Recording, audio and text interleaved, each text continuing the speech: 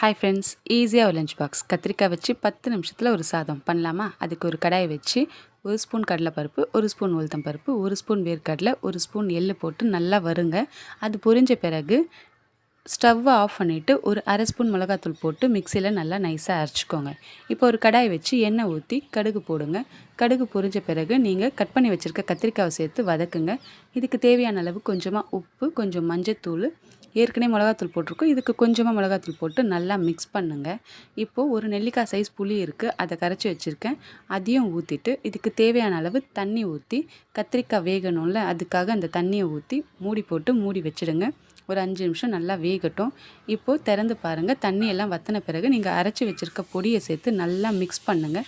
இப்போ எண்ணெய் பிரிஞ்சு வந்த பிறகு நீங்கள் வடித்து வச்சுருக்க சாதத்தை போட்டு கிளறினீங்கன்னா சூப்பரான ஒரு கத்திரிக்காய் சாதம் ரெடி.